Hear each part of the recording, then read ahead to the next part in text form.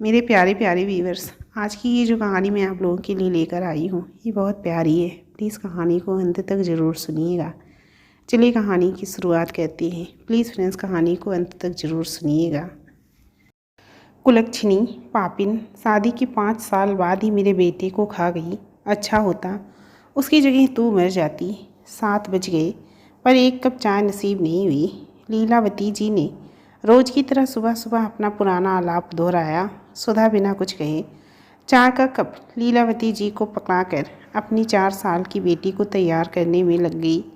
इस पर लीलावती और गुस्सा हो गई और फिर उसे ज़ोर ज़ोर से गंदी गंदी गालियाँ देने लगी। सुधा की आंखें छलक गई पर वो अपने काम में वैसे ही रमी रही। बेटी को तैयार करके उसे स्कूल छोड़कर जैसे ही सुधा ने घर में कदम रखा, लीलावती जी उस पर शब्दों का बाढ़ छोड़कर बोली, आ गई मुँह काला करके।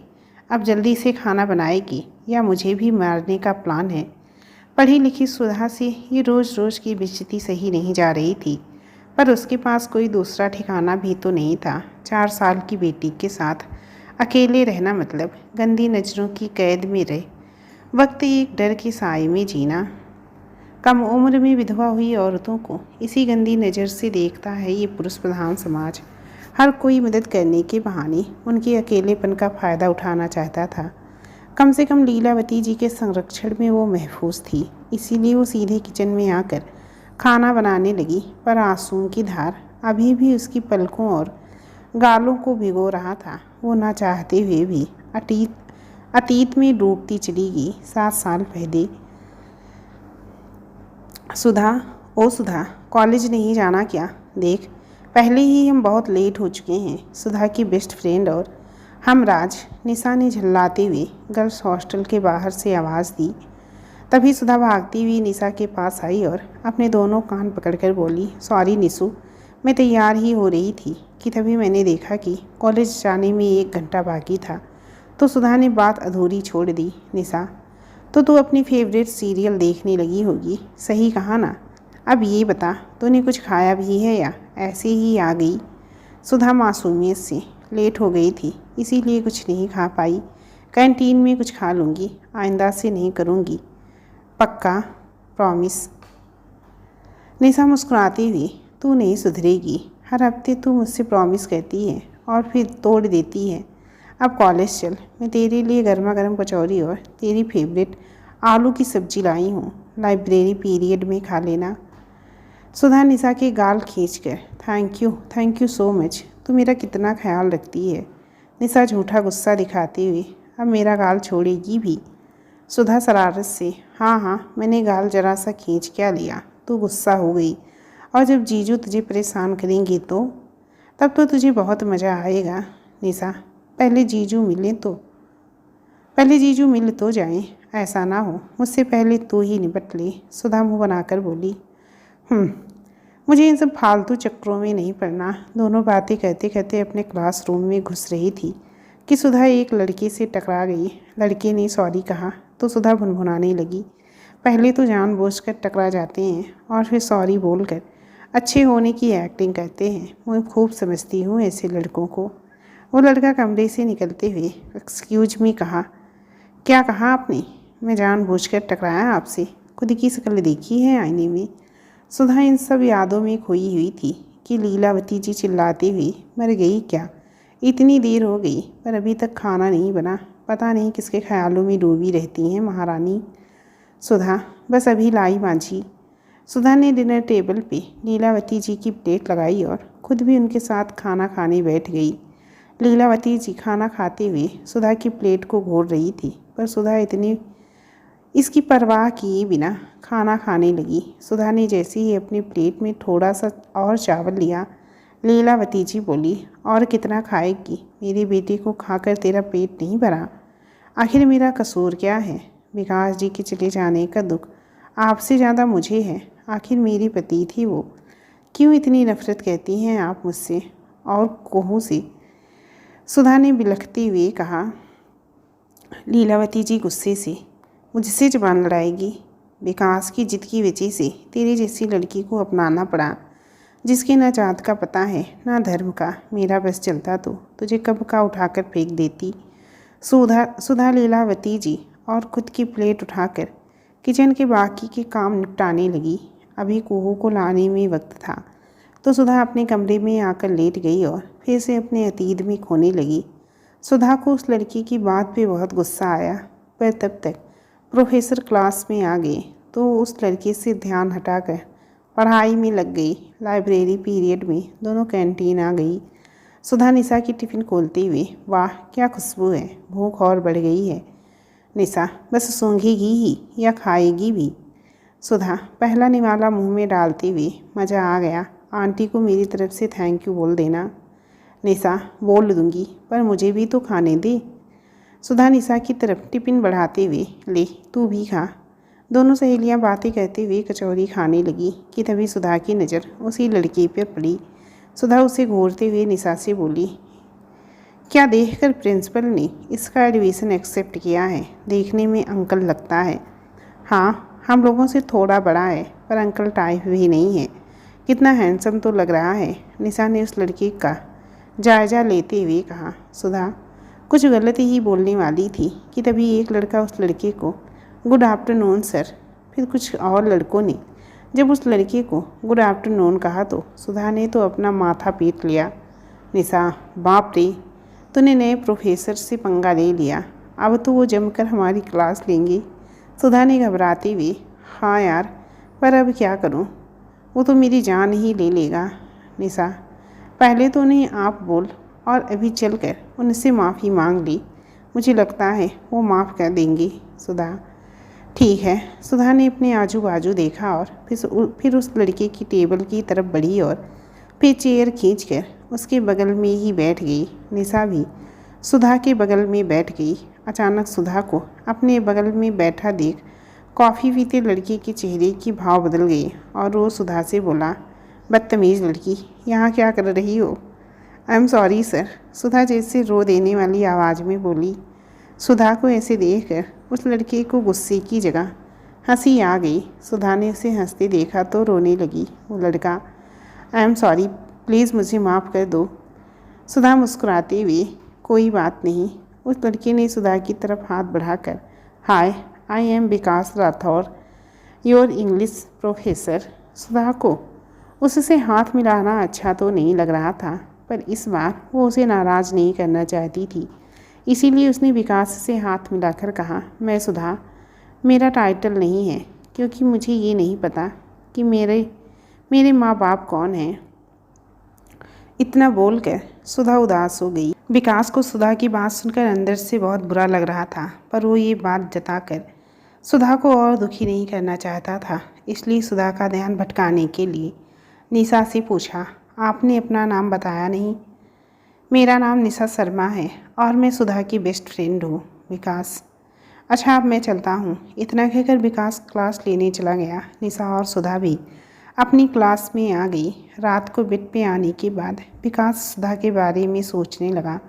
सुधा की चेहरे की उदासी विकास को अच्छी नहीं लगी। अगले दिन सुधा की क्लास में एंटर करते ही विकास की नज़रें उसे ही ढूंढने लगी। तभी सुधा और निशा में आई कम इन सर बोलकर अंदर आ गई। सुधा को देखकर विकास के चेहरे का रंग ही बदल गया, पर फिर उसने खुद को संभाल कर पढ़ाना शुरू किया। विकास सुधा से मिलने के बाद खोने सा लगा था। एक अजीब सा आकर्षण विकास को सुधा की तरफ ढकेल रहा था। एक दिन हिम्मत करके विकास ने अपने दिल की बात सुधा को बता दी, पर इसका उल्टा इफेक्ट हुआ। सुधा उसे देखकर इग्नोर करने लगी। एक दिन सुधा निशा के साथ कॉलेज से घर जा रही थी तो विकास ने सुधा को रोककर कहा, मुझे तुमसे बात करनी है, प्लीज़ बाइक पे बैठ जाओ। सुधा, पर मुझे आपसे कोई बात नहीं करनी, प्लीज़ आप यहाँ से जाइए, लोग देख रहे हैं।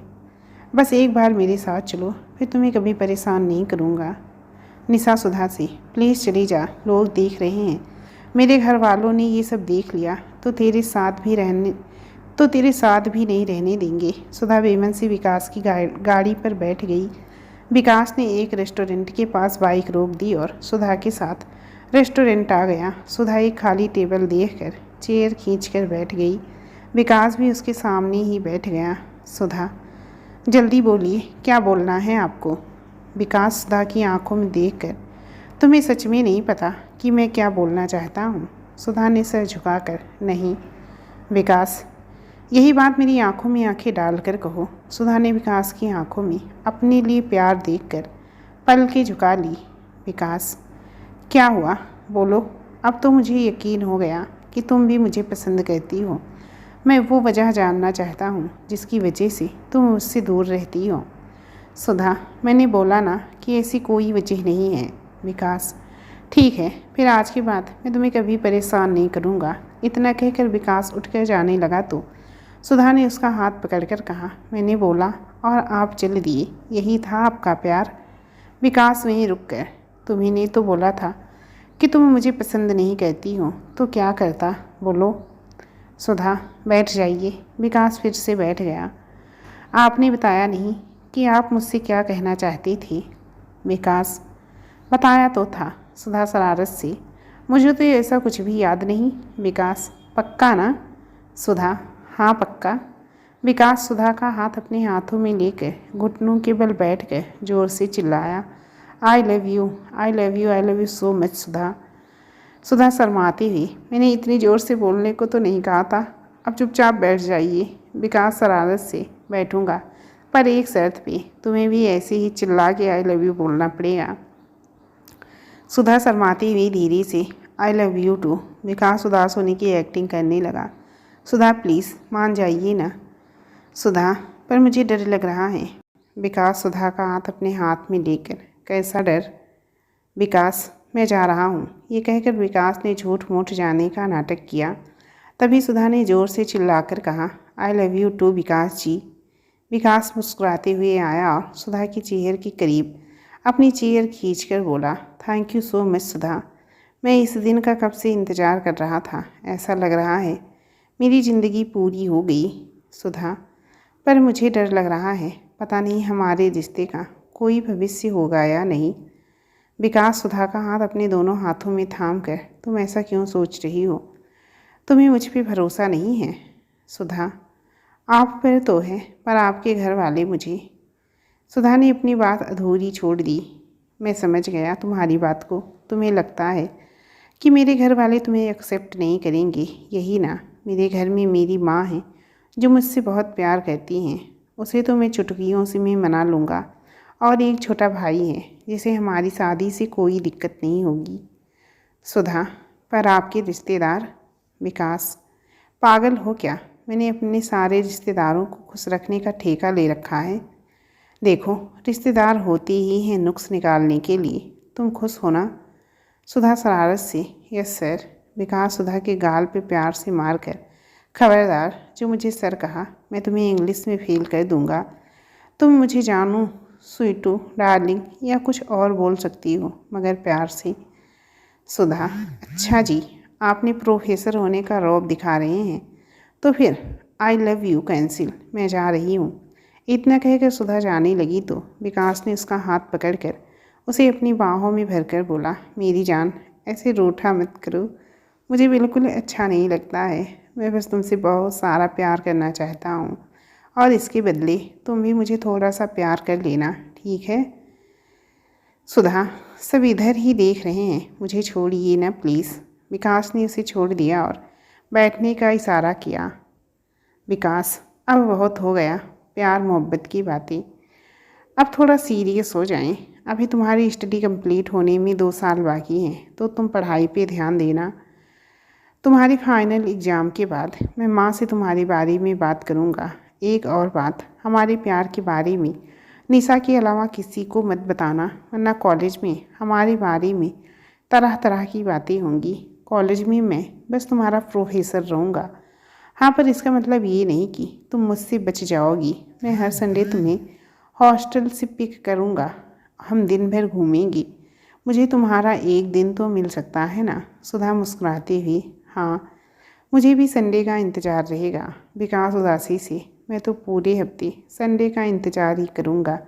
जल्दी जल्दी पढ़ाई ख़त्म करो, मुझे पूरा वक्त चाहिए तुम्हारा। मैं जब आंखें खोलूँ तो तुम भी सामने रहो, और बंद करूँ तब भी। सुधा, बस 2 साल और इंतज़ार कर लीजिए, फिर तो मैं आपकी ही होने वाली हूँ। विकास, इसी के भरोसे तो सांसें चल रही हैं, वरना तो जान कब की चली जाती। सुधा रोती हुई, खबरदार, जो ऐसी बातें की तो तुम्हें कुछ होने से पहले मैं मर जाऊंगी। सुधा को रोते देख विकास अपने दोनों कान पकड़कर बोला, I am so sorry, please ये रोना बंद करो। मुझे तुम्हारी आंखों में आंसू बिल्कुल अच्छे नहीं लगते। सुधा अपने आंसू पोंछकर मुस्कुराती हुई, अब ठीक है? हाँ, अब अच्छी लग रही हो। अब तुम्हें हॉस्टल छोड़ देता हूँ, वैसे भी बहुत देर हो गई है। सुधा ने कहा, ठीक है। विकास सुधा को हॉस्टल छोड़कर घर आ गया। लीलावती जी विकास के चेहरे पर मुस्कुराहट देखकर, आज तो मेरा बेटा बड़ा खुश लग रहा है, क्या बात है? मुझे नहीं बताएगा? अरे नहीं माँ, ऐसी कोई बात नहीं है, बस आज कॉलेज में सब ठीक रहा, इसीलिए मूड थोड़ा अच्छा है। मुझे लगा किसी लड़की का चक्कर है। सच बता, तूने कोई लड़की तो नहीं ढूंढ रखी? नहीं माँ, एक कप चाय बना दोगी प्लीज़? अभी लाती हूँ, तो तब तक कपड़े बदल ले। विकास कपड़े बदलने लगा और लीलावती चाय बनाने चली गई। अच्छा हुआ विकास ने कोई लड़की पसंद नहीं की अब तक। वैसे भी उसके लिए मैंने पहले से लड़की देख रखी है, बहुत सुंदर और सुशील भी। विकास की शादी होगी तो वो मेरी पसंद की लड़की से। लीलावती जी खुद से ही बातें कर रही थी। इतने में चाय बन गई और वो चाय का कप ट्रे में सजाकर विकास को देने आ गई। उधर विकास मन ही मन, सॉरी माँ, तुझसे झूठ बोलना पड़ा, पर अभी सुधा के बारे में आपको बता नहीं सकता। उसकी पढ़ाई चल रही है और मैं नहीं चाहता कि उसका ध्यान पढ़ाई से हटे। तभी लीलावती विकास को चाय का कप पकड़ा कर, तू अब आराम कर ले, मैं तेरी फेवरेट भिंडी की सब्ज़ी बनाने जा रही हूँ। विकास खुशी से चिल्लाते हुए, थैंक यू सो मच माँ, आप मेरा कितना ख्याल रखती हैं। विकास का छोटा भाई वैभव एक प्राइवेट बैंक में मैनेजर था। उसकी ड्यूटी की जगह घर से 50 किलोमीटर दूर थी, इसीलिए वो पीजी में रहता था और शनिवार को ड्यूटी ख़त्म करके घर आता और रविवार की शाम को निकल जाता। विकास ऐसे ही अपने कमरे में बैठा सुधा से फ़ोन पे बातें कर रहा था कि तभी वैभव धीमी कदमों से कमरे में आया तो विकास को किसी लड़की से बातें करता देख पीछे से फ़ोन छीन कर बोला, हेलो भाभी, कैसी हैं आप? सुधा उसकी आवाज़ सुनकर थोड़ा सकपका गई और फ़ोन काट दिया। विकास वैभव को डांटते हुए, तू अपनी बदमाशी कब छोड़ेगा? तेरी वजह से सुधा ने फ़ोन काट दिया, अगर कहीं नाराज़ हो गई तो मेरी तो खैर नहीं। वैभव चहकते हुए, तो भाभी का नाम सुधा है? नाम तो बहुत अच्छा है, पर ये बताओ भाभी आपको मिली कहाँ? विकास धीरे से बोला, माँ सुन लेंगी और मेरे पास बैठ सब बताता हूँ। वैभव सुनने लगा और विकास उसे सुधा से पहली मुलाकात और फिर अपने प्यार के इजहार के बारे में सब बताने लगा। वैभव सब सुनने के बाद, वाओ, आपकी तो लव स्टोरी बहुत रोमांटिक है, तो आगे का क्या प्लान है मेरे स्वीट से भैया? फ़िलहाल वो अपनी पढ़ाई पूरी कर ली, फिर माँ को उसके बारे में बताकर मना लूँगा, फिर शादी और 2 बच्चे। अपना तो पूरा प्लान पहले से रेडी है। वैभव, अरे बाप रे, आपने तो पूरा का पूरा प्लान बना रखा है। पहले शादी कर लो और फिर हनीमून के लिए भाभी को किसी रोमांटिक जगह ले जाना, थोड़ा क्वालिटी टाइम स्पेंड करना, फिर बच्चे के बारे में सोचना। विकास वैभव को मारते हुए, तुझे शर्म नहीं आती अपने बड़े भाई से ऐसी बातें करती हुई? वैभव, अरे इसमें शर्म की क्या बात है, आपका भाई अब जवान हो गया है, ये सब तो नॉर्मल बातें हैं और बड़े भाई से ही ये सब बातें कर सकते हैं ना। आप ये सब मुझे बोलते तो अजीब लगता। अच्छा, भाभी से कब मिलवा रहे हो? विकास, जल्दी मिलवाऊंगा, कल सुबह मिलने जा रहा हूँ सुधा से। हमने डिसाइड किया है कि हम बस संडे की संडे मिलेंगे। एक और बात, माँ को इस बारे में कुछ पता नहीं चलना चाहिए। वैभव, मैं वेट करूँगा, पर फिलहाल तो उनकी तस्वीर दिखा दीजिए, उसी से काम चला लूँगा। विकास ने मोबाइल से सुधा की तस्वीर निकालकर वैभव को दिखाते हुए कहा, यही है तुम्हारी होने वाली भाभी। वैभव विकास की तरफ देखकर, आपके आगे तो ये कुछ भी नहीं है, क्या देखकर आपने इन्हें पसंद किया? विकास, क्या कमी है मेरी सुधा में? तुम खूबसूरती की कौन सी परिभाषा लेकर बैठे हो? खूबसूरती दिल की होनी चाहिए, ना कि चेहरे की, और वो उसमें कूट कूट कर भरी है। किसी के साथ पूरी ज़िंदगी बिताने के लिए उसकी बाहरी खूबसूरती से ज़्यादा उसकी आंतरिक खूबसूरती की ज़रूरत होती है। वैभव ने विकास की बात पे सर तो हिला दिया। पर उसके पल्ले कुछ नहीं पड़ा। उसे सुधा बिल्कुल पसंद नहीं आई थी, पर वो कर भी क्या सकता था। आखिर शादी उसको नहीं, उसके भैया को करनी थी। अगले दिन सुबह विकास जैसे ही तैयार होकर घर से निकलने को हुआ, लीलावती जी बोली, संडे के दिन कहाँ जा रहा है? आज तो तेरे कॉलेज में भी छुट्टी होती है। विकास बहाना बनाकर बोला, आज एक एक्स्ट्रा क्लास ले रहा हूँ। हर संडे को 9 बजे से क्लास है। आप प्लीज़ मेरी चिंता मत कीजिएगा, मैं शाम तक आ जाऊँगा। लीलावती जी, पर संडे को कौन क्लासेस लेता है? विकास, मुझे उससे क्या, पर आज क्लासेस लेने पे मुझे रोज़ से दुगने पैसे मिलेंगे। वैभव भी विकास का सपोर्ट करते हुए बोला, भैया को जाने दो, वरना इनके स्टूडेंट इनसे नाराज़ हो जाएंगे। लीलावती जी विकास से, ठीक है जा, पर अपना ध्यान रखना, इतना काम करके बीमार मत पड़ जाना। विकास, ठीक है माँ, मैं अभी निकलता हूँ, वरना देर हो जाएगी। विकास ने बाइक की चाबी ली और तेज़ी में वहाँ से निकल गया। वो जब सुधा के हॉस्टल के पास पहुँचा तो वो पहले से ही उसका इंतज़ार कर रही थी। विकास को देखती ही वो उसकी बाइक पर पीछे बैठ गई और दोनों शहर से दूर एक पुराने खंडहर के पास आ गई। वहाँ बस इक्का दुक्का लोग थे। सुधा ने बाइक से उतरकर विकास से मुँह फेर लिया। विकास अपने दोनों कान पकड़कर बोला, कल के लिए सॉरी।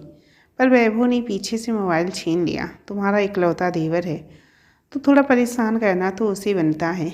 मैं तो उसकी अचानक आवाज़ सुनकर घबरा ही गई थी, इसीलिए डर के मारे फ़ोन काट दिया। सुधा मासूमियत से बोलती विकास के कंधे पर सर रखकर बैठ गई। विकास, बहुत शैतान है मेरा भाई, और बहुत प्यारा भी। तुम्हें जल्दी ही उससे मिलवाऊंगा। सुधा, मुझे भी उनसे मिलना है और उस दिन के लिए माफ़ी भी मांगनी है। विकास, सुधा की उंगलियों में अपनी उंगलियां फंसाकर बहुत इंतज़ार किया था इस दिन का। तुम्हें सामने देखकर भी तुमसे दूर रहना किसी सजा से कम नहीं था, पर बहुत मुश्किल से दिल को संभाला। आज मुझे तुमसे ढेर सारी बातें करनी हैं। दोनों बहुत देर तक मोहब्बत की बातें करते रहे। वहाँ से विकास सुधा को रेस्टोरेंट ले गया और खाना खाकर दोनों टहलते सुधा के हॉस्टल की तरफ चल पड़ी। विकास जब सुधा को छोड़कर जाने लगा तो सुधा ने उसे टाइट हक किया और बोली, विकास जी, मैं आपके बगैर और नहीं रह सकती, प्लीज़ मुझे अपने साथ ले चलो। विकास, थोड़ा सा और इंतज़ार कर लो, उसके बाद तो हम शादी कर ही लेंगे। तुमसे ज़्यादा मैं बेकरार हूँ तुम्हें अपनी बाहों में भरने के लिए। फिर तो मैं तुम्हें सारी उम्र परेशान करूँगा, तुमसे रात भर प्यार करूँगा। विकास की शरारत भरी बातें सुनकर सुधा ने सर में से नजरें झुका ली। इसी तरह मिलते 2 साल बीत गए और सुधा का फाइनल एग्ज़ाम भी ख़त्म हो गया। इन 2 सालों में लीलावती ने विकास से कितनी बार शादी की बात की, पर वो हर बार बात को टालता रहा। एक दिन विकास लीलावती जी से, माँ, आप आज आराम करो, मैं खाना होटल से ऑर्डर कर देता हूँ। रोज़ काम करके आप थक जाती होंगी।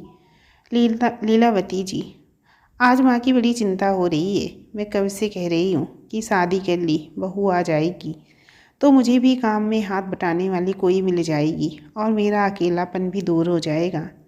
विकास, अब मैं शादी करने को तैयार हूँ। तू बता, तुझे कैसी बहू चाहिए? मैं कल ही तेरे सामने वैसी बहू लाकर खड़ी कर दूँगा। लीलावती जी, बहू ढूंढने की तू चिंता मत कर। मैंने एक सुंदर और संस्कारी लड़की देख रखी है, मीरा नाम है उसका। मैं उसकी माँ को फ़ोन कर देती हूँ कि 2 दिन बाद ही हम रिश्ता तय करने आ रहे हैं। विकास लीलावती के दोनों हाथ थाम कर, आपसे मैंने झूठ कहा था माँ, मैं एक लड़की को पसंद करता हूँ। कॉलेज में मिला था उससे, पता नहीं कब मुझे उससे प्यार हो गया।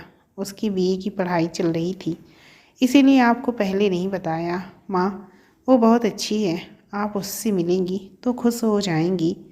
लीलावती जी को तो मानो जोर का धक्का लग गया। उन्होंने कभी सपने में भी नहीं सोचा था कि जिस बेटे पर उन्हें इतना नाज था और जिसके बारे में वो सबसे कहा करती थी कि वो मेरी पसंद की लड़की से ही शादी करेगा, वो उनका सर यूँ नीचा कर देगा। जब लीलावती जी बहुत देर तक बुद्ध बनी बैठी रही तो विकास उनके पैरों से लिपट कर रोते हुए बोला, प्लीज़ माँ, ऐसे चुप मत रहो, मुझे मारो, मुझे डांट लगाओ।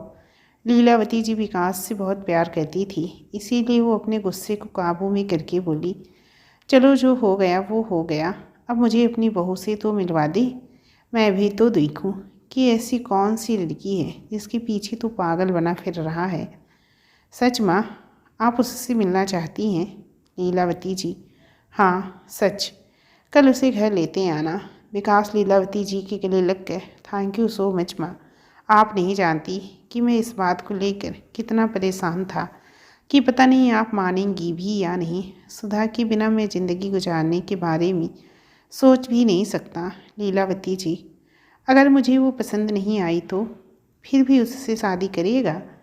विकास, आपके आशीर्वाद के बिना मैं शादी कर सकता हूँ? लीलावती जी विकास का माथा चूम कर, जीते रह मेरे लाल, तेरे जैसा बेटा भगवान सबको दे। विकास मुस्कुरा कर, और आपकी जैसी प्यार करने वाली माँ भगवान किसी को ना दे, क्योंकि आपकी जैसे प्यार करने वाली माँ तो बस मेरे पास ही हो। थोड़ी देर लीलावती जी से सुधा के बारे में बातें करने के बाद विकास सीधा अपने कमरे में आया और सुधा का नंबर डायल करने लगा। 4-5 रिंग के बाद ही सुधा ने फ़ोन उठा लिया। विकास, आई लव यू मेरी जान, मेरी ज़िंदगी। पता है आज कितनी खुशी का दिन है। माँ हमारे रिश्ते के लिए मान गई हैं और कल तुम्हें मिलने बुलाया है। सुधा चहकती हुई, सच विकास जी, आप मुझसे मस्ती तो नहीं कर रहे हैं ना? विकास, तुम्हारी कसम, माँ मान गई हैं और कल तुमसे मिलना चाहती हैं। अब लगता है कि जल्दी ही मेरा सपना पूरा होने वाला है। तुम हमेशा के लिए मेरी ज़िंदगी में आ जाओगी। सुधा, पर अगर माँ जी को मैं पसंद नहीं आई तो? विकास, मेरी माँ को तुम नहीं जानती, वो मुझसे बहुत प्यार करती हैं और मेरी खुशी से बढ़कर उनके लिए कुछ भी नहीं है। और अब ये बेकार की बातें छोड़ो और मेरे पास आने की उल्टी गिनती गिनना शुरू कर दो, क्योंकि जल्दी ही मैं तुम्हें अपनी दुल्हन बनाने आऊँगा। सुधा, मैं तो कब से इस दिन का इंतज़ार कर रही हूँ, पर कभी कभी डर लगता है कि कहते कहते सुधा भावुक हो गई। विकास, तुम्हें भरोसा नहीं है मुझ पे? देखना सब ठीक होगा। मैं तो पंडित जी से सिटिंग करके इस महीने की शादी की तारीख निकलवा लूँगा। अब तो एक पल भी तुम्हारी बिना नहीं रहा जाता। सुधा, अच्छा जी, इतनी बेसब्री है आपको? विकास, तो क्या, तुम्हें क्या पता कितना पागल हो गया हूँ तुम्हारे बिना।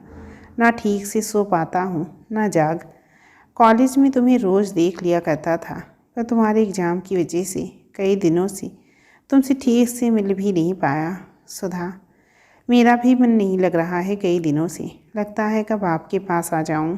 तभी माँ के कमरे में आने की आहट सुनकर विकास बोला, अच्छा अब मैं फ़ोन रखता हूँ, माँ इधर ही आ रही हैं। सुधा, ओके बाय, लव यू। विकास धीमी आवाज़ में, लव यू टू। अगले दिन विकास सुधा को लेने हॉस्टल पहुंचा तो सुधा हॉस्टल के दरवाजे पर ही उसका इंतज़ार कर रही थी। हल्की गुलाबी रंग की सूट में वो बहुत खूबसूरत लग रही थी। विकास तो उससे नजरें ही नहीं हटा पा रहा था।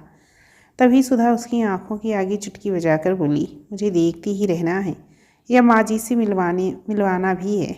वैसे मैं कैसी लग रही हूँ? विकास सुधा का हाथ चूम कर, बहुत खूबसूरत, हमेशा की तरह। मैं सोच रहा हूँ किसी और दिन तुम्हें माँ से मिलवा दूँ। तुम्हें देखकर मेरा दिल बेकाबू हो रहा है। दिल कर रहा है तुम्हें यूं ही देखता रहूँ। सुधा, पागल तो नहीं हो गए आप? माँ जी हम दोनों का इंतज़ार कर रही हैं। हम लोग नहीं गए तो वो नाराज़ हो जाएंगी, फिर पता नहीं वो शादी के लिए भी मना कर दें तो फिर तुम्हें देखना कैंसिल। मुझे तो तुम्हें पूरी ज़िंदगी ऐसे ही देखना है। घर चलते हैं, फिर तुम तैयार हो ना? सुधा, आ गई आपकी अकल ठिकाने। मैं तो पूरी तरह तैयार हूँ, पर थोड़ी घबराहट हो रही है। माँ जी को पता नहीं मैं पसंद आऊँगी या नहीं। विकास, तुम बेकार में घबरा रही हो, थोड़ा मुस्कुराओ। सुधा मुस्कुरा कर, अब ठीक है? विकास, हाँ अब लग रही हो ना मेरी सुधा। अब बाइक पे बैठ जाओ। सुधा बाइक पर बैठ जाती है और विकास बाइक स्टार्ट करके अपने घर की तरफ चल पड़ता है।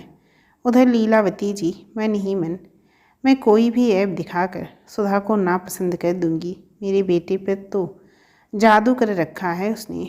अब तो मुझसे भी बातें छिपाने लगा है। 2 साल से वो उस लड़की के प्यार के जाल में फंसा है और मुझे अब बता रहा है। देखती हूँ कैसे वो मेरे घर में बहू बनकर आती है। वो तो विकास को सीधे मना नहीं कर सकती, नहीं तो कहीं उसने मुझसे छुपकर उस सुधा से शादी कर ली तो इसीलिए तो उस लड़की से मिलने का झूठा नाटक किया।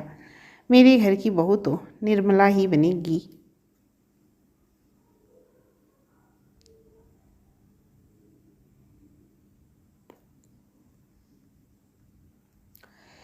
कुछ ही मिनटों में सुधा और विकास घर के बाहर खड़े थे। जैसे ही विकास ने डोरबेल बजाई, लीलावती जी मुस्कुराते हुए दरवाज़ा खोला। लीलावती जी को देखते ही सुधा ने उनके पैर छू लिए। उन्होंने भी विकास को दिखाने के लिए सुधा को आशीर्वाद दे दिया, पर अंदर से वो सुधा को देखकर बिल्कुल खुश नहीं थी। कहाँ उनका हीरे जैसा हैंडसम और हट्टा कट्टा विकास, और कहाँ नॉर्मल सी दिखने वाली सुधा। लीलावती जी मन ही मन, इस लड़की ने पक्का मेरे बेटे पे कोई जादू टोना किया है, वरना वो इसके लिए पागल थोड़ी ही होता। विकास लीलावती जी से, क्या सोच रही हो माँ? लीलावती जी, मेरे साथ चल, थोड़ा कुछ काम है। विकास सुधा को हॉल में ही बिठाकर लीलावती जी के साथ चला आया। लीलावती जी, तुझे कोई और लड़की नहीं मिली, ऐसी लड़की से तू शादी करेगा? लोग क्या कहेंगे? सबको यही लगेगा कि तुझ में कोई कमी है, इसीलिए मैंने ऐसी लड़की से तेरी शादी करा दी। विकास, माँ, मुझे लोगों की बातों से फ़र्क नहीं पड़ता, उनका तो काम ही होता है बातें बनाना। और क्या कमी है सुधा में? मुझे तो वो बहुत खूबसूरत लगती है और उसका स्वभाव ऐसा है कि पल भर में ही सबको अपना बना लेती है। आप एक बार मेरी नज़र से देखोगी तो आपको भी वो खूबसूरत नज़र आएगी। लीलावती जी, ठीक है, पर मुझे थोड़ा वक्त चाहिए। जब तक मैं उसे ठीक से जान नहीं लूँगी तब तक तुम शादी के बारे में मुझसे बात नहीं करोगी। विकास, अच्छा ठीक है माँ, अब उससे मिल तो लो। लीलावती जी, तू जा, मैं थोड़ी देर में आती हूँ। विकास, ठीक है माँ। इतना कहकर विकास सुधा के पास आ गया। सुधा परेशान सी इधर उधर देख रही थी। विकास सुधा के कंधे पर हाथ रखकर, क्या हुआ सुधा, तुम ठीक तो हो ना? और ये चेहरा क्यों उतरा हुआ है तुम्हारा? मैंने कितनी बार तुम्हें कहा कि तुम हमेशा मुस्कुराती रहा करो, बाकी सब चीज़ों के लिए मैं हूँ ही तुम्हारे साथ। सुधा मुस्कुराने लगती है। दोनों हंस हंस के बातें कर रहे थे, तभी लीलावती जी वहाँ आ जाती हैं। दोनों को ऐसे बातें करते देख उन्हें सुधा पे बहुत गुस्सा आया और वो तीखी आवाज़ में बोली, विकास से ही बातें करोगी या मुझसे? विकास को अपनी माँ की बात का बुरा तो बहुत लगा, पर सिचुएशन को संभालते हुए बोला, आप नहीं थी इसीलिए सुधा मुझसे बात कर रही थी, अब आप दोनों बातें कीजिए। लीलावती को भी अपनी गलती का एहसास हुआ, इसीलिए वो भी अपना सख्त रवैया छोड़कर सुधा से बातें करने लगी। बातों ही बातों में लीलावती जी ने सुधा से उसके परिवार के बारे में पूछ लिया। सुधा ने कोई जवाब नहीं दिया, वो विकास की तरफ देखने लगी। लीलावती जी विकास से, सुधा सुधा चुप क्यों है? इसके मम्मी पापा कहाँ हैं? विकास, माँ, सुधा के मम्मी पापा नहीं हैं। लीलावती जी, इसके घर में कोई बड़ा बुजुर्ग तो होगा। विकास, नहीं माँ, सुधा का इस दुनिया में कोई नहीं है, वो बचपन से अनाथालय में पली बढ़ी है। लीलावती जी चौंकती हुई, क्या मतलब? ये कौन है? इसका ख़ानदान कैसा है? इसे कुछ भी नहीं पता। विकास, माँ, मुझे इस बात से कोई फ़र्क नहीं पड़ता कि सुधा का ख़ानदान कैसा था या इसके मम्मी पापा कौन थे। मुझे इतना पता है कि सुधा बहुत अच्छी लड़की है और इससे अच्छी जीवन संगिनी मुझे नहीं मिल सकती। विकास की इस बात को सुनकर लीलावती जी गुस्से में पैर पटकते हुए अपने कमरे में चली गई। सुधा रोने लगी तो विकास उसे समझाते हुए बोला, तुम बस हिम्मत रखो, मैं अपनी माँ को मनाकर ही रहूँगा। आज मेरी शादी होगी, अब मेरी शादी होगी तो वो तुमसे, नहीं तो मैं किसी से शादी नहीं करूँगा। सुधा, पर माँ जी नहीं मानी तो? विकास सुधा का मूड ठीक करने के लिए बोला, तो हम पहले की तरह छुप छुप कर मिला करेंगे। मुझे तो ऐसे मिलने में बहुत बड़ा मज़ा आता है ना? याद है वो दिन जब मैंने तुम्हें प्रपोज़ किया था और तुमने भी मुझे आई लव यू बोला था? वो दिन मेरी ज़िंदगी का सबसे खूबसूरत दिन था। मुझे तो विश्वास ही नहीं हो रहा था कि तुम मुझ जैसे खड़ूस इंसान को पसंद करोगी। सुधा, किसने कहा कि आप खड़ूस हैं? आप तो बहुत अच्छे हैं। मैं बहुत किस्मत वाली हूँ कि मुझे आप मिले हैं, वरना हम जैसे अनाथों को कहाँ अच्छी किस्मत नसीब होती है। विकास सुधा के मुंह पे हाथ रखकर, खबरदार, जो खुद को अनाथ बोला तो मैं हूँ ना तुम्हारे लिए। सुधा अपने दोनों कान पकड़कर सॉरी, आगे से नहीं बोलूँगी। विकास इस बार माफ़ किया, पर आगे से ऐसा कुछ बोला ना तो हमेशा के लिए तुमसे दूर चला जाऊँगा। सुधा नाराज़ होकर जाने लगी तो विकास ने उसका हाथ थाम कर रोकते हुए गाना गाया। अजी रूठ कर यूँ कहाँ जाइएगा, जहाँ जाइएगा हमें पाइएगा।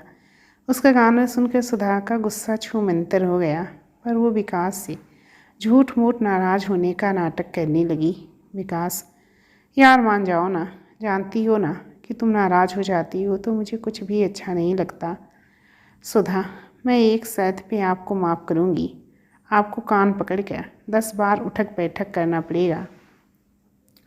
विकास ने जैसे ही कान पकड़ कर उठक बैठक करना शुरू किया, सुधा ने उसका हाथ पकड़ कर रोकते हुए कहा, पागल हैं आप, मैंने बोला और आपने छोटे बच्चे की तरह उठक बैठक करना भी शुरू कर दिया। मैं तो मजाक कर रही थी। विकास, तुमने बोला तो कैसे नहीं कहता। तुम जानती हो ना कि तुम मेरे लिए सब कुछ हो। तुम्हारी खुशी के लिए मैं कुछ भी कर सकता हूँ। सुधा विकास के सीने से लगकर, इतना प्यार करते हो आप मुझसे? विकास, इससे भी ज़्यादा। चलो अब तुम्हें हॉस्टल छोड़ दूँ, फिर सोचूंगा कि मम्मी को कैसे मनाऊँ। सुधा, प्लीज़ जल्दी बनाइएगा माँ जी को। अब मैं आपके बिना एक पल भी नहीं जीना चाहती। विकास, दूर तो मुझसे भी नहीं रहा जाता तुमसे। मुझे इसी महीने तुमसे शादी करनी है। माँ को तो मनाना ही पड़ेगा, वरना वो मुझे हमेशा के लिए खो देंगी।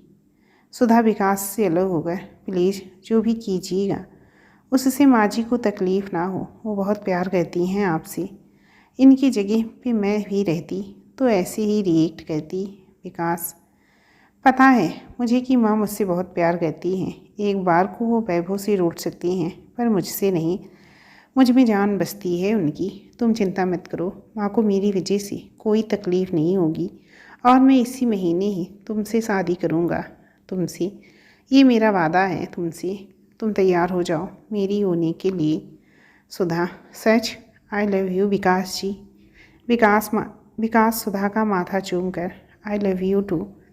अब तुम्हें हॉस्टल छोड़ देता हूँ, क्योंकि तुम और एक पल भी मेरे सामने रही तो मैं खुद से काबू को खो दूँगा। विकास सुधा को हॉस्टल छोड़कर घर आया तो उसकी माँ अभी भी अपने कमरे में बैठी थी। विकास लीलावती जी के पैरों के पास बैठा तो लीलावती जी ने नज़र फेर लिया, पर विकास भी कहाँ हार मानने वालों में से था। मुझसे बात भी नहीं करोगी माँ? इतनी नाराज़ हो मुझसे? लीलावती जी ने कोई जवाब नहीं दिया तो विकास आगे बोला, माँ आप एक बार मेरी तरफ देखिए तो। आप तो जानती हैं कि आपसे बात किए बिना मैं एक दिन भी नहीं रह सकता। मैं बचपन से आपसे छोटी छोटी चीज़ों की जिद करता रहा और आप भी मेरी हर जिद को पूरी करती रही। यहाँ तक कि मैंने आपसे जो भी मांगा वो आपने मुझे उससे बढ़कर दिया है। यहाँ तक कि आप मुझे वैभव से भी ज़्यादा प्यार करती हैं। जानती हैं माँ, पापा के जाने के बाद मुझे ज़्यादा तकलीफ़ नहीं हुई, क्योंकि आप थी मेरे साथ। मेरी माँ, मेरे पापा, मेरा सब कुछ बनकर आपने अपने दोस्त की तरह आज तक मेरी हर ज़रूरत को समझा है और मेरा साथ भी दिया है। और आज ऐसे मुँह फेर रही हैं। आपको अपने बेटे पे बिल्कुल भी भरोसा नहीं है ना? ये कहते कहते विकास रो पड़ा, जो लीलावती जी से बिल्कुल भी देखा नहीं गया। आखिर वो लीलावती जी का लाडला जो था। मैं तो उससे कहाँ नाराज़ हूँ। मुझे तो उस लड़की से दिक्कत है जिसकी ना जात का पता है ना धर्म का। पता नहीं किसी की नाजायज़ औलाद हो। लीलावती जी विकास की ओर देखकर बोली, विकास, माँ आप आज के समय में इन सब बातों पे विश्वास करती हैं। माना कि सुधा के बारे में मुझे कुछ नहीं पता। सच कहूँ तो अगर मुझे पता भी होता तो मुझे इस बात का फ़र्क बिल्कुल नहीं पड़ता। सुधा सीधी साधी और समझदार लड़की है, जो आजकल की बनावटीपन की दुनिया से बिल्कुल अलग है। उसका ये चरित्र और स्वभाव किसी सरनेम का मोहताज नहीं है। जानती हैं, ये अच्छे अच्छे परिवारों की लड़कियां कॉलेज में 4 बॉयफ्रेंड लेकर घूमती हैं और आधुनिकता के नाम पर लड़कों के साथ लिव इन में भी रहती हैं, वो भी बिना शादी की। फिर भी उन्हें कोई कुछ नहीं कहता, क्योंकि उनके नाम के पीछे बड़े परिवार का सरनेम जो लगा होता है। अपने पड़ोस में ही देख लीजिए, शर्मा अंकल जी की बेटी घर से भाग गई थी गुप्ता अंकल जी की बेटी देर रात शराब पीकर धुत होकर लड़कों के साथ रोज घर आती हैं। किसी को उनसे कोई दिक्कत नहीं होती, पर जब सुधा जैसी शरीफ और इज्जतदार लड़की पर उंगली उठाते हैं। लीलावती जी सुधा की तारीफ सुनकर तुनक कर बोली, बड़ा सुधा की वकालत करता फिर रहा है। मुझे तो लग रहा है मैंने अपने बेटे से नहीं, सुधा के वकील से बात कर रही हूँ। इतना ही शरीफ है तेरी सुधा, इसीलिए तो उसने तुझे अपने प्यार के जाल में फंसा लिया है। ऐसी लड़कियों को मैं अच्छे से जानती हूँ। अच्छे घरों के लड़कों को अपनी अदा से रिझाकर पैसे लूटती हैं। विकास बिलख कर, माँ आप मुझे जो बोलना है बोल दीजिए, जितना कोसना है कोस दीजिए, पर उसके बारे में कुछ भी उल्टा पुल्टा मत बोलिए। आप एक औरत हो गए दूसरी औरत के लिए इतना गलत कैसे बोल सकती हैं? सुधा का इन सब में कोई दोष नहीं है। अगर किसी का दोष है तो वो मैं हूँ। एक और बात माँ, सुधा मेरे पीछे नहीं पड़ी है। आपका ये शरीफ बेटा जिस पे आपको बहुत नाज है ना, वही सुधा के पीछे पड़ा था। वो तो बार बार मुझे मना करती रही, पर मैं ही नहीं माना। मैंने ही उससे बोला कि मेरी माँ मुझे समझेंगी, पर मैं गलत था।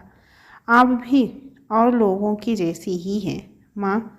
आपकी मर्जी के बगैर मैं सुधा से शादी तो नहीं करूँगा, पर अगर मेरी शादी उससे नहीं हुई तो आप मुझे हमेशा के लिए खो देंगी। लीलावती जी गुस्से से, तो कान खोल कर सुन ली, मैं तेरी शादी उस जादूगरनी से नहीं होने दूंगी। विकास भी बुलंद आवाज़ में, तो अपने बेटे को खोने के लिए तैयार हो जाइए। इतना कहकर विकास घर से निकल गया। लीलावती जी बड़बड़ाते हुए, जा चला जा, जब दिमाग ठंडा हो जाएगा तो खुद ब खुद वापस आ जाएगा। रात को विकास अपने दोस्तों के पास ही रुक गया। लीलावती जी ने अपने अहम में ये जानने की कोशिश भी नहीं की वो कैसा है और कहाँ है। 1 से 2 से 4 दिन हो गए। लीलावती जी ने गुस्से में ये भी जानने की कोशिश नहीं की कि उनका बेटा कहाँ है और कैसा है। विकास वैभव के जरिए माँ का हाल चाल लेता रहता था।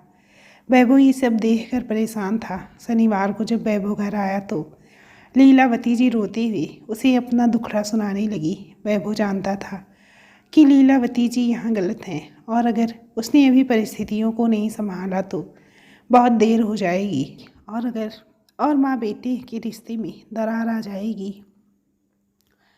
वैभव माँ को समझाते हुए, माँ आज तक भैया ने वही किया जो आप चाहती थी। आज जब वो बस शादी अपनी मर्जी से करना चाहते हैं तो आप उनका साथ क्यों नहीं दे रही हैं? आखिर ज़िंदगी तो उन्हें ही गुजारनी है भाभी के साथ। लीलावती जी, तू भी अपने भाई की तरफदारी करने लगा। 4 दिन से तेरा भाई घर नहीं आया, ना ही उसने ये जानने की कोशिश की, ना एक फ़ोन किया कि मैं ठीक हूँ या नहीं। उसी लड़की ने कहा होगा कि मुझसे बात नहीं करने को। वैभव, माँ आपने एक बार भी ये जानने की कोशिश की कि भैया कहाँ हैं और किस हाल में हैं? और रही बात भैया की, तो वो रोज़ मुझसे आपके बारे में पूछते हैं। आप बार बार भाभी को दोष दे रही हैं। आपको ये नहीं लगता कि उनकी जगह पर कोई और लड़की होती तो अब तक दोनों की शादी हो गई होती? माँ आपको भैया पे नाज होना चाहिए कि वो इतना सब होने के बावजूद आपका इतना ध्यान रखते हैं। आपका भी तो फर्ज है उनकी खुशी का ध्यान रखना। मैंने भैया को इतना परेशान कभी नहीं देखा। वो रोते नहीं, पर उनका दर्द उनकी आवाज़ में साफ झलकता है। भैया की हालत मुझसे देखी नहीं जा रही है। अगर उन्हें कुछ हो गया तो आप ज़िंदगी भर पछताती रहोगी। लीलावती जी बेचैनी से वैभव को देख है, तू सच कह रहा है, मेरा बेटा इतना परेशान है और मैं अपने अहम में बैठी हूँ। नहीं, मैं विकास को खुद से दूर नहीं जाने दूँगी। मैं अभी उसे फ़ोन करके कहती हूँ कि घर आ जाए। वो जैसा चाहता है वैसा ही होगा। इतना कहकर लीलावती जी विकास का नंबर डायल करने लगी। विकास माँ का नंबर देखते ही कॉल रिसीव करके बोला, हेलो माँ, तुम ठीक तो हो ना? लीलावती जी, मैं ठीक हूँ, पर तू ठीक नहीं लग रहा है। तेरी तबीयत तो ठीक है ना? नाराज़ है मुझसे? विकास, मैं ठीक हूँ। लीलावती जी, घर आ जा, तेरी शादी सुधा से ही होगी। विकास, सच माँ, आप शादी के लिए तैयार हैं? लीलावती जी, हाँ हाँ, अब घर आ जा जल्दी। तेरी खुशी से बढ़कर कुछ नहीं है मेरे लिए। विकास खुशी से चिल्लाते हुए, थैंक यू सो मच माँ। बस आधे घंटे में घर पहुंच रहा हूँ। लीलावती जी जल्दी आ, तुझे देखने का मन कर रहा है। विकास ने ठीक है बोलकर कॉल कट कर दिया और सुधा का नंबर डायल करने लगा। अभी 2 रिंग ही गई थी कि सुधा ने कॉल रिसीव कर लिया।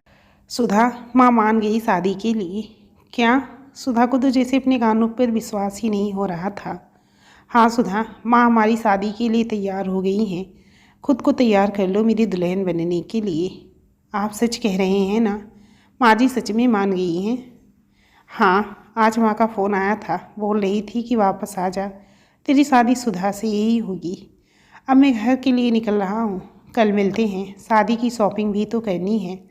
सुधा, ओके बाय। विकास भाई बोलकर फ़ोन काट कर बाइक से घर निकल गया। लीलावती जी विकास को देखते ही उससे लिपट कर रोती हुई बोली, मुझे माफ़ कर दे, मैंने तुझे और सुधा को गलत समझ लिया, पर अब मेरी आंखें खुल गई हैं। अब वही होगा जो तू चाहता है। मैं कल ही पंडित जी को बुलाकर शादी का शुभ मुहूर्त निकलवाती हूँ। विकास, थैंक यू माँ, मुझ पर इतना विश्वास करने के लिए। मैं वादा करता हूँ कि सुधा की तरफ से आपको कभी शिकायत का मौका नहीं मिलेगा। वैभव दोनों को यूँ गले मिलते देख हो गया हो माँ बेटे का मिलाप, तो कोई मुझ पर भी थोड़ा ध्यान देगा। मैं भी हफ्ते भर बाद घर आया हूँ, भैया तो अब यहीं रहने वाले हैं। विकास वैभव के पास आकर बोला, देख रहा हूँ तुझे बहुत जलन हो रही है मुझसे। जलन तो बहुत होती है आपसे, क्योंकि माँ मुझसे ज़्यादा आपसे प्यार करती हैं, पर आज आप दोनों को एक साथ देख कर खुश भी हो रहा हूँ। अब भाभी आ रही है ना, तो उनका इकलौता देवर होने की वजह से उनका सारा प्यार और दुलार तो मुझे भी मिलेगा। देख लीजिएगा, मैं भाभी को अपनी साइड में कर लूँगा। विकास रोनी सूरत बनाकर, वो तो है, तो उससे मिलते ही उसे अपनी साइड कर लेगा, फिर मेरा क्या होगा?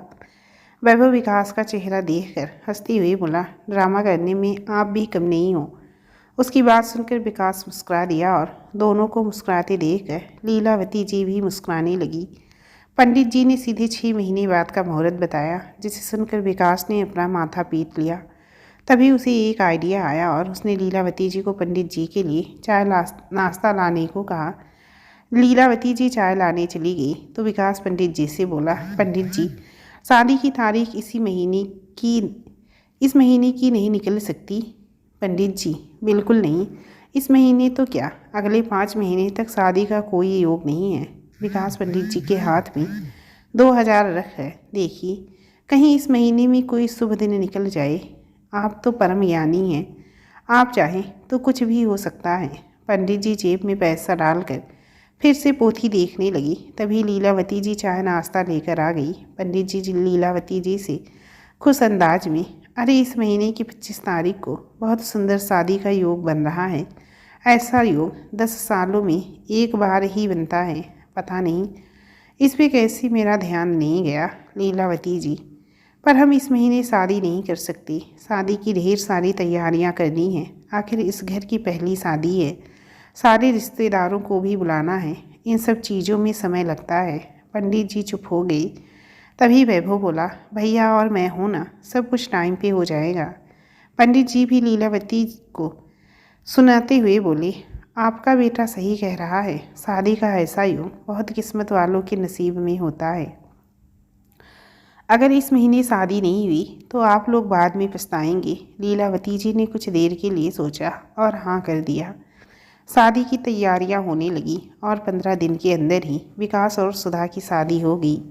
विकास और सुधा की नई गृहस्थी बहुत अच्छे से कट रही थी। विकास जैसा पति पाकर सुधा भी बहुत खुश थी। वैभव भी जब घर आता तो सुधा को बहुत अच्छा लगता। उसकी ज़िंदगी का खालीपन जैसे ख़त्म हो गया था। लीलावती जी ने शादी के लिए हाँ भले ही कर दिया था, पर वो सुधा से थोड़ी कटी कटी रहती थी और बस काम पड़ने पे ही बात कहती थी। पर सुधा उनको खुश रखने की हर कोशिश करती रहती और उनकी ज़रूरत का हर ध्यान रखती थी। धीरे धीरे लीलावती को भी एहसास होने लगा कि वो सुधा के बारे में गलत राय रखती थी, वरना तो उसकी जगह पर कोई और लड़की होती तो उनका इतना ध्यान कभी नहीं रखती। इसीलिए उन्होंने भी धीरे धीरे सुधा को अपना लिया। सब कुछ बहुत अच्छा चल रहा था। सुधा ने तो कभी सपने में भी नहीं सोचा था कि उसकी ज़िंदगी इतनी खूबसूरत होगी। एक दिन अचानक काम करते करते सुधा बेहोश हो गई। विकास को जब ये बात पता चली तो वो तुरंत उसे डॉक्टर के पास ले गया। डॉक्टर ने जब बेहोश होने की वजह बताई तो विकास की खुशी का ठिकाना ना रहा। सुधा माँ बनने वाली है। विकास ने जब ये सुना तो वो तो जैसे खुशी से पागल हो गया। सुधा भी बहुत खुश थी। उसकी ज़िंदगी में एक नई खुशी ने दस्तक जो दी थी। विकास ने जब लीलावती जी को सुधा के प्रेग्नेंट होने की खबर दी तो लीलावती जी भी बहुत खुश हुई। दिन गुजर रहे थे। विकास और लीलावती जी सुधा का बहुत अच्छे से ध्यान रख रहे थे। और फिर वो दिन भी आ गया जब सुधा ने एक सुंदर सी बेटी को जन्म दिया। देखने में वो बिल्कुल अपने पापा जैसी थी। विकास ने जब अपनी बेटी के नन्हे नन्हे हाथों को स्पर्श किया तो उसकी आंखों में खुशी के आंसू आ गए। आज उस छोटी सी जान ने उसे नई पहचान जो दी थी वो थी पापा की। सुधा के तो जैसे आंसू ही नहीं थम रहे थे। एक अनाथ की तरह जिंदगी गुजारने वाली सुधा की तो पूरी की पूरी दुनिया ही बदल गई थी। माँ जैसी सास, भाई जैसा देवर, इतना प्यार करने वाला पति, सब कुछ था उसकी ज़िंदगी में। बस एक बच्चे की कमी थी, वो भगवान ने पूरी कर दी थी।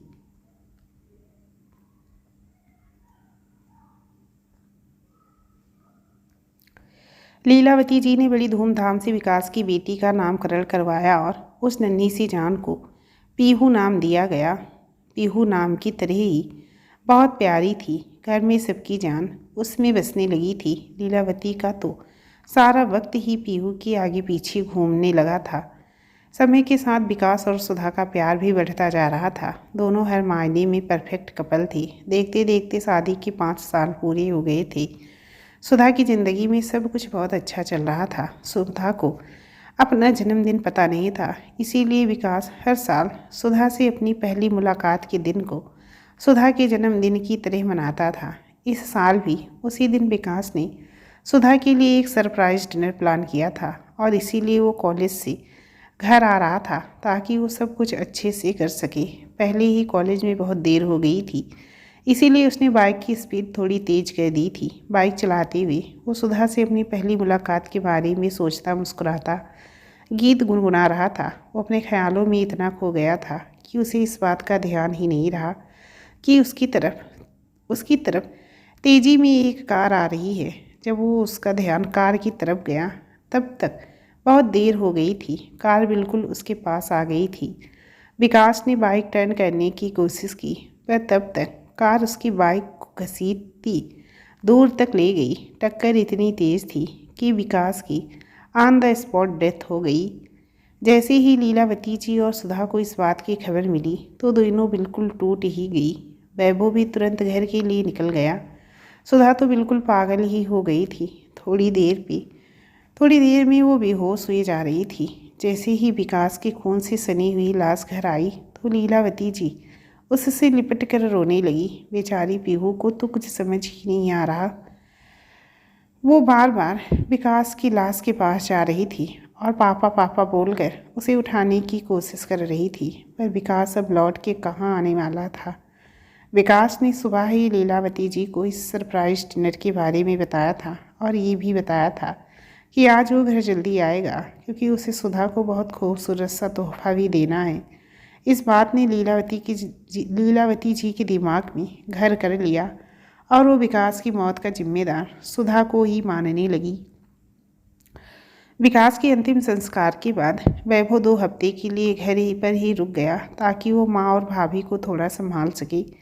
सुधा ने तो बिल्कुल चुप्पी ही ठान ली। दूसरी तरफ लीलावती जी का स्वभाव अचानक से सुधा के प्रति बदल गया और वो हर छोटी सी छोटी चीज़ के लिए सुधा को ताने देने लगी। वैभव को तो समझ ही नहीं आ रहा था कि वो क्या करे। लीलावती जी कुछ भी सुनने को तैयार नहीं थी। उनका लाडला अब इस दुनिया में नहीं था और उसकी मौत की वजह वो सुधा को मान बैठी थी, ये भूलकर कि विकास के जाने का सबसे बड़ा गम सुधा को हुआ है और उसे अब एक सहारे की ज़रूरत है।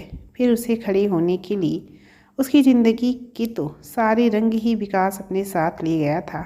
दिन भर वो विकास की तस्वीर को देखकर अकेले में रोया करती थी। पीहू भी हर रोज़ सुधा से पापा को बुलाने की जिद करती रहती और सुधा हमेशा उसे बहला देती। वैभव की छुट्टी ख़त्म हो गई तो वो वापस चला गया और हमेशा की तरह बस एक दिन के लिए आने लगा। बस फ़ोन करके वो अपना रोज़ सबका हाल चाल ज़रूर ले लेता था। सुधा भी वक्त के साथ खुद को संभालने लगी थी, क्योंकि अगर वो टूट जाती तो पीहू को कौन संभालता। और अब तो लीलावती जी पीहू से भी दूर ही रहती थी। सुधा अपने अतीत में डूबी ही जा रही थी कि अलार्म की टिक टिक से फिर से वो अतीत से बाहर आ गई। देखा तो पीहू को घर लाने का समय हो गया था, इसीलिए वो उसे लेने के लिए निकल पड़ी। पीहू उसे देखते ही, मम्मा, पीहू भी अपने पापा के साथ घर जाएगी। पीहू को आपके साथ घर नहीं जाना। सुधा, पीहू बेटा, आज मेरे साथ घर चलो, कल पापा के साथ घर आ जाना। नहीं मम्मा, डिम्पी अपने पापा के साथ घर जाती है। डिम्पी के पापा उसको रोज़ चॉकलेट दिलाते हैं। मुझे भी पापा के साथ जाना है। पीहू बेटा, आज मम्मी आपको चॉकलेट दिलाएंगी, वो भी ढेर सारी। बोलो, मेरे साथ चलोगी ना आप? सच्ची मम्मा? तो पीहू आपके साथ जाएगी। सुधा ने चैन की सांस ली और पीहू को चॉकलेट दिलाकर घर आ गई। आज सुधा को पीहू की वजह से घर आने में थोड़ी देर हो गई थी। लीलावती जी दरवाजे पर खड़ी उसका इंतजार कर रही थी। सुधा को देखते ही गुलछर्रे उड़ाकर आ गई। पहले तो मेरे बेटे को खा गई, अभी उसके गए हुए कुछ महीने भी नहीं हुए और तू अय्यासी करना शुरू कर दी। कितना समझाया था उसे कि ऐसी लड़की से शादी मत कर जिसके ना माँ बाप का पता है ना खानदान का, पर वो नहीं माना। अगर उसने तेरे से शादी नहीं की होती तो अब तक वो जिंदा होता।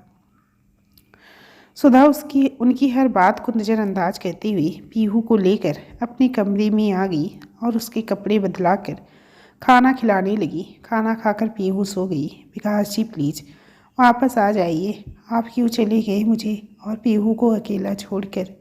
हमें भी अपने साथ क्यों नहीं ले गए? जानते हैं आपके बिना मेरी ज़िंदगी कैसी हो गई है। माँ जी को मुझसे तो नफ़रत है ही, पर पीहू को वो देखना नहीं चाहती। आपके चले जाने से सब कुछ बदल गया है। मैं क्या करूँ? पीहू रोज़ आपसे बात करने की जिद करती है। कैसे समझाऊं उसे कि आप हम सब कुछ छोड़कर चले गए हैं? आप ही मुझसे हमेशा कहा करते थे कि आप हमेशा मेरा साथ देंगे। सुधा खुद से ही बातें करती सिसक रही थी। तभी उसके मोबाइल में रिंग हुई तो उसने फ़ोन उठा लिया। दूसरी तरफ वैभव था। हेलो भाभी, आप कैसी हैं? और पीहू ठीक है? सुधा भर्राई आवाज़ में, हम दोनों ठीक हैं। वैभव, फिर आप रो क्यों रही हैं? अगर आप ऐसे टूट जाएंगी तो पीहू को कौन संभालेगा? सुधा ने फिर कहा, मैं ठीक हूँ, बस थोड़ी तबीयत ठीक नहीं थी, इसीलिए आपको ऐसा लग रहा है। मुझसे क्यों झूठ बोल रही हैं? आज भी माँ ने आपको कुछ कहा? नहीं तो? माँ की तरफ से मैं आपसे माफ़ी मांगता हूँ। पता नहीं उन्हें क्या हो गया है, क्यों आपसे ऐसा बर्ताव कर रही हैं। सुधा, मुझे उनकी बातों का बुरा नहीं लगता। आखिर वो माँ है मेरी। ये सब छोड़िए, आप कब घर आ रहे हैं? पीहू आपको रोज़ याद करती है। वैभव, कल ही आ रहा हूँ। मैंने अपनी पोस्टिंग इसी शहर में करवा ली है। घर से 10 किलोमीटर दूर है। सुधा, ये तो बहुत अच्छी बात है। आप आ जाइएगा तो माँ को बहुत सहारा मिल जाएगा। इनके चले जाने के बाद से तो वो बिल्कुल चुप सी रहती हैं, घर से भी बाहर नहीं निकलती, बस घर की चार दीवारी में खुद को कैद कर रखा है।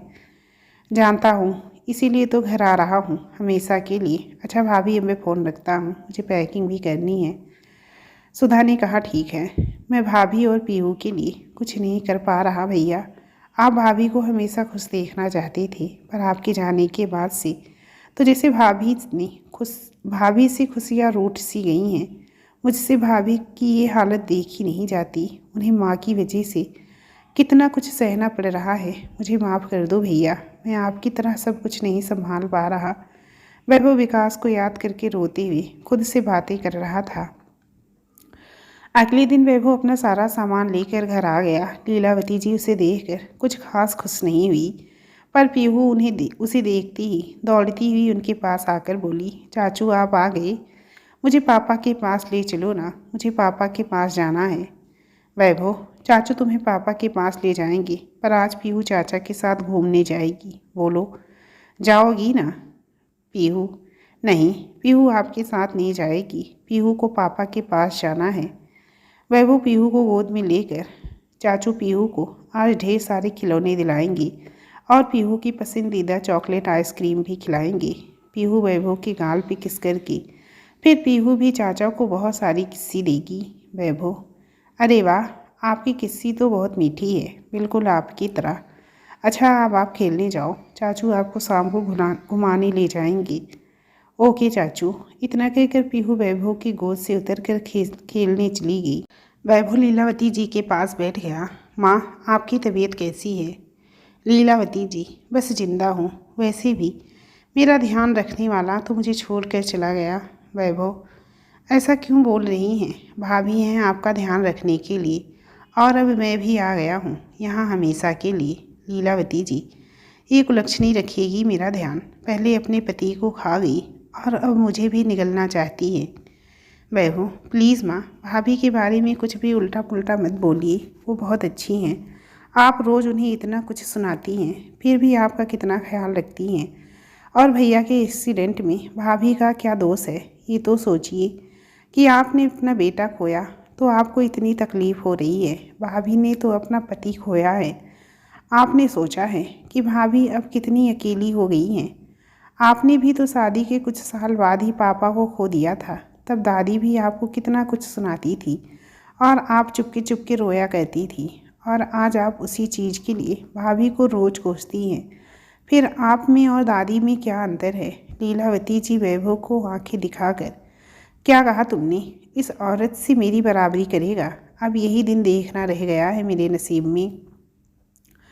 वैभव भी आज माँ को जवाब देने की मूड में था। उसने भाभी की इतनी बेइज्जती बर्दाश्त नहीं हो रही थी। सुधा ने उसे रोकने की कोशिश की तो वो सुधा से बोला, प्लीज़ आप इन सब में मत पड़िए, मैं भी तो देखूं कि माँ के दिल में आपके लिए कितना जहर भरा पड़ा है। अब तक मैं ये सोच कर चुप था कि माँ ने अपना बेटा खोया है, इसलिए इनको सदमा लग गया है और ये ऐसा बर्ताव कर रही हैं। पर इन्हें तो भैया से कोई लगाव ही नहीं था। अगर होता तो ये कभी भी आपसे और पीहू से ऐसा बर्ताव नहीं करती। अगर इन्हें सच में भैया के जाने का गम होता तो ये उनकी हर प्यारी चीज़ को उतने ही प्यार से संभाल कर रखती जैसे भैया रखा करते थे। भैया सबसे ज़्यादा पीहू और आपसे प्यार करते थे, और उनके जाने के बाद सबसे ज़्यादा आप दोनों को तकलीफ़ दी है माँ ने। लीलावती जी गुस्से में, तू मुझसे जवान लड़ाएगा, वो भी इस औरत के लिए? मुझे विकास के जाने का गम नहीं है। मुझे जितना मैं प्यार करती थी विकास से उतना कोई नहीं करता होगा। मेरी जान था वो। कितना कहा था उसे, पर एक बार भी उसने पलटकर मुझे जवाब नहीं दिया। और तू मुझसे ऐसे बात कर रहा है? वैभव, वो इसलिए कि वो आपसे बहुत प्यार करते थे, पर आप तो उनके प्यार का हमेशा फ़ायदा उठाती रह गई। बचपन से ही आप उनसे जुड़ी हर बात का निर्णय खुद लेती आ गई, बिना ये जाने कि वो चाहते क्या हैं। जब भैया ने भाभी से शादी के लिए कहा था तो आपने उन्हें कितना कुछ सुनाया था। अगर उन्हें उस समय तकलीफ़ ना हुई होती तो वो घर छोड़कर कभी नहीं जाते। पर मैं वैसा नहीं हूँ। मैं अच्छी तरह जानता हूँ कि आप गलत कर रही हैं और मैं कुछ भी गलत बर्दाश्त नहीं करूँगा। फिर वैभव सुधा की तरफ देखकर, भाभी मुझे बहुत तेज़ भूख लगी है, प्लीज़ कुछ खाने को दीजिए। सुधा बिना कुछ बोले खाना लाने चली गई। उसे वैभव का माँ से वैसे बात करना अच्छा तो नहीं लग रहा था, पर उसे इस बात की खुशी थी कि कोई तो है जो उसका साथ देने वाला है। वो खाने की प्लेट टेबल पे लगाकर वैभव को बुलाने आई तो लीलावती जी उसे खा जाने वाली नज़रों से घूरने लगी। सुधा ने नज़रें झुका ली। वैभव खाना खाने लगा तो लीलावती जी उठकर अपने कमरे में चली आई। वैभव खाना खाते हुए सुधा से बातें करने लगा, जो सुनकर लीलावती जी कमरे में बैठी लाल पीली हो रही थी।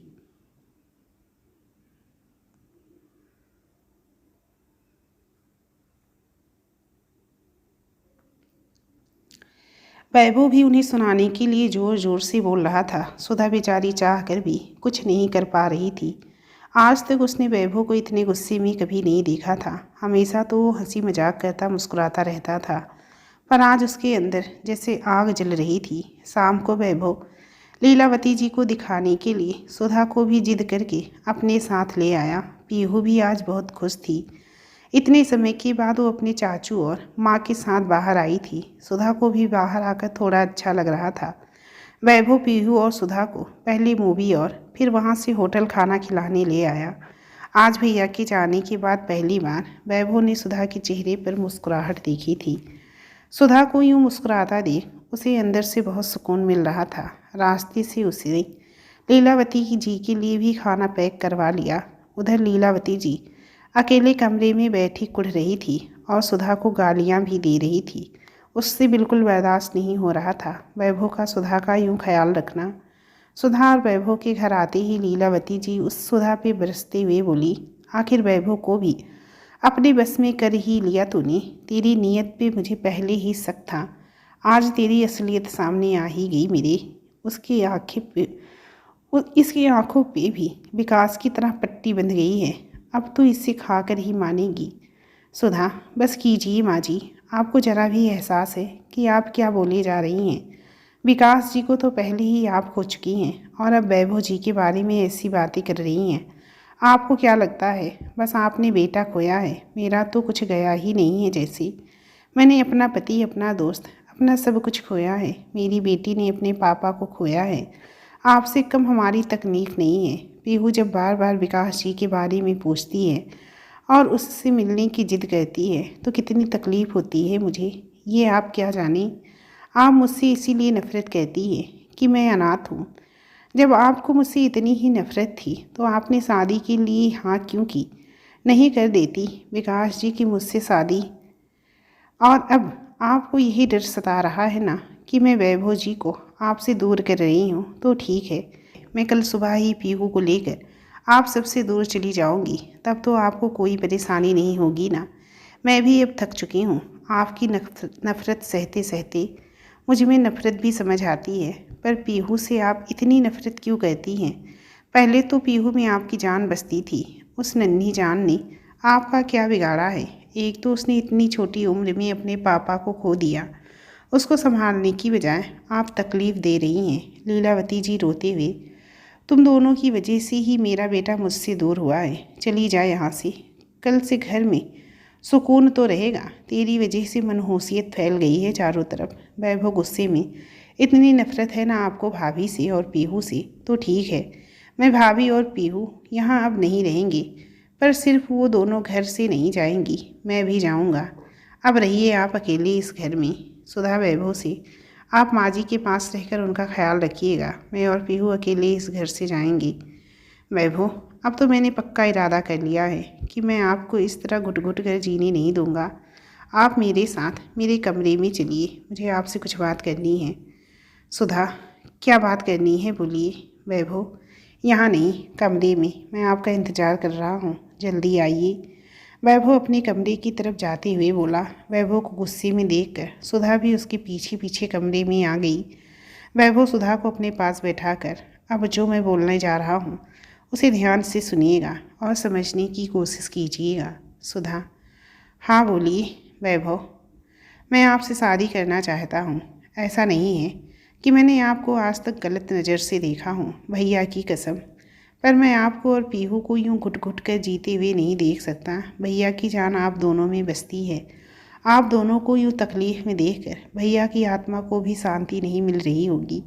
भैया मुझसे हमेशा कहा करते थे कि सुधा के चेहरे पे मुस्कुराहट देखकर वो जीते हैं। मुझे वही मुस्कुराहट वापस चाहिए। प्लीज़ ना मत कीजिएगा, आपको भैया की कसम। मैं आपको रात भर का समय दे रहा हूँ, सोच समझकर फैसला कीजिएगा। ये सिर्फ आपकी नहीं, पीहू की ज़िंदगी का भी सवाल है। सुधा को वैभव के ऐसे प्रस्ताव की आशा बिल्कुल नहीं थी। वो चुपचाप अपने कमरे में चली गई। पूरी रात उसने यही सोचते सोचते बिता दी और आखिर में वो एक निर्णय पर पहुंच ही गई। सुबह वो तैयार होकर सीधे वैभव के कमरे में गई, जहां वैभव पहले से ही तैयार होकर इसका इंतज़ार कर रहा था। सुधा, मैं तैयार हूँ, पर एक बात का सच सच जवाब दीजिएगा। वैभव, हाँ बोलिए। सुधा, आप ये शादी मुझ पे दया करके तो नहीं कर रहे हैं ना? वैभव, नहीं। सुधा, मेरे सर पे हाथ रख कर कहिए। वैभव सुधा के सर पर हाथ रख कर, बिल्कुल नहीं। अब चली? सुधा, हाँ चलिए, मैं पीहू को साथ ले आती हूँ। वैभव और सुधा ने अग्नि के साथ फेरे लेकर मंदिर में शादी कर ली। वैभव ने जब पीहू को पापा बोलने को कहा तो वो पहले तो नहीं मानी, पर जब सुधा ने उसे समझाया तो वो वैभव को पापा कहने को राजी हो गई। दोनों जब शादी करके घर पहुंची तो लीलावती ने तो जो पहले मुंह बना लिया, पर जब वैभव ने उन्हें बहुत समझाया तो कोई और चारा ना पाकर वो भी मान गई। सुधा रात को दुल्हन की तरह तैयार होकर कमरे में आई तो वैभव उसे देखता ही रह गया। सुधा ने शर्म से नजरें झुका ली। वैभव ने उसे अपने बगल में बैठाकर आंखें बंद करने को कहा। सुधा ने जैसे ही आंखें बंद की तो वैभव उसके बालों में गजरा लगाकर बोला, भैया को आपके बालों में गजरा लगाना बहुत पसंद था। आज वो जहाँ भी होंगी आपको देखकर बहुत खुश होंगी। आज आप बहुत खूबसूरत लग रही हैं। सुधा वैभव को एकटक देखने लगी। आज उसे वैभव में अपना विकास नजर आ रहा था। वैभव ने आगे कहा, मैं जानता हूँ आपने ये शादी अपने लिए नहीं पीहू के लिए की है। आप जितना वक्त चाहें ले लीजिए, मुझे कोई जल्दी नहीं है। जब भी आपको लगे कि आप इस रिश्ते को आगे बढ़ाने के लिए तैयार हैं तभी हम आगे बढ़ेंगे, तब तक हम दोस्त बनकर ही रहेंगे। सुधा कुछ बोलती उससे पहले पीहू दरवाज़ा खटखटाने लगी। वैभव ने जाकर दरवाज़ा खोल दिया। पीहू वैभव से, मुझे मम्मा के पास सोना है। वैभव पीहू को गोद में उठाकर, नहीं, पीहू आज पापा के पास सोएगी। सुधा ने वैभव को पीहू से यूँ प्यार करते देखा तो वैभव की तरफ देखकर बोली, आज आपके सीने से लगकर सो सकती हूँ। वैभव ने उसे सीने से लगा लिया। आज सुधा की बेरंग तस्वीर फिर से मोहब्बत के रंगों से भर गई। दोस्तों, कहानी अच्छी लगी हो तो प्लीज़ कहानी को लाइक और चैनल को अभी तक सब्सक्राइब नहीं किया है तो प्लीज़ चैनल को भी सब्सक्राइब ज़रूर कीजिएगा। चलिए मिलती हूँ अगली कहानी के साथ, तब तक के लिए नमस्कार।